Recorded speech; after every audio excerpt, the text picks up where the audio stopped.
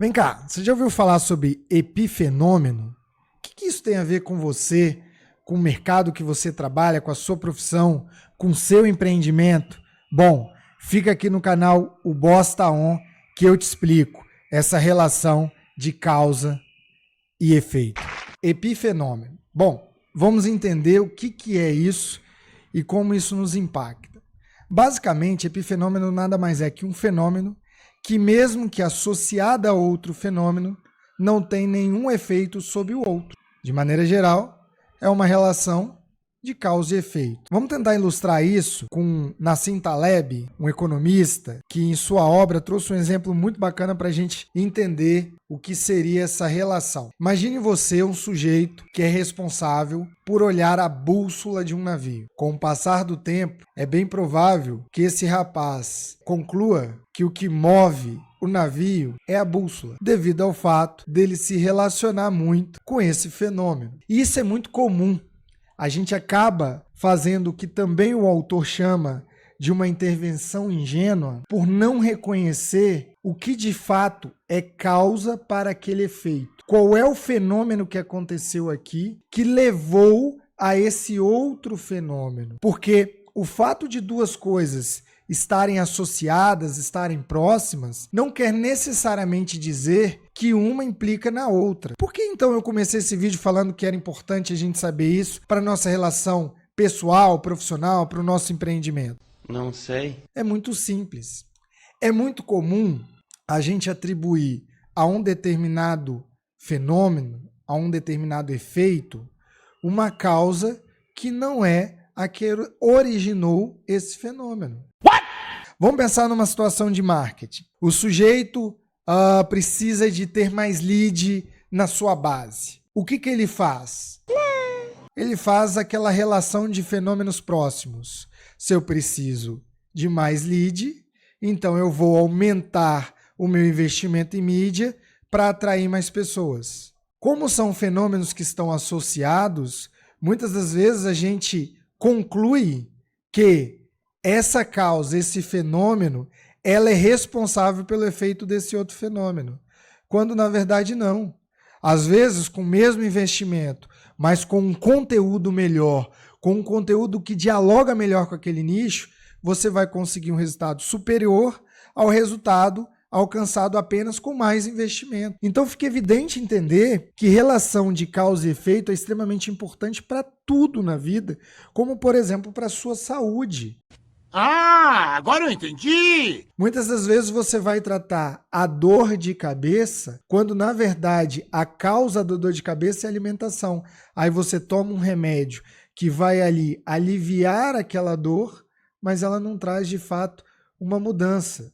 Por quê? Porque a gente esquece de observar, esquece de ir a fundo, esquece de investigar a causa raiz para aquele efeito, a causa raiz daquele fenômeno. Entender que o epifenômeno, ele é algo presente no nosso dia a dia e muitas vezes gera essa intervenção ingênua. E por que uma intervenção ingênua? Porque você desconhece a raiz e aí você vai e quer fazer uma mudança, quer investir e aí o resultado não vem. E quando o resultado não vem, você tem um adoecimento do corpo, você tem um adoecimento da alma, você tem um adoecimento da sua empresa, você tem perdas de receita, você tem perdas de performance da sua equipe, você tem uma série de fenômenos que acontecem associado cuja a causa não foi identificada. E você continua fazendo a intervenção, adotando ações que não correspondem à causa daquele efeito. Então entendam isso. E para ilustrar um pouco mais, eu vou agora migrar.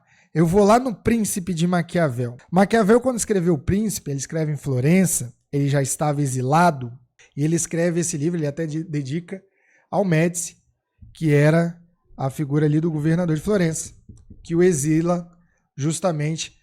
O Maquiavel ele ascende ao poder na República e com a volta do monarca, ele então passa a ser exilado, porque ele ficou 14 anos trabalhando por essa República. Então ele se tornou uma pessoa não quis. Com isso, Maquiavel então escreve O Príncipe, dedica a Médici, e o foco dele principal, e aqui é por isso que muitas vezes a frase "os fins justificam os meios" é atribuído a Maquiavel, porque o Maquiavel ele busca na sua obra falar da finalidade.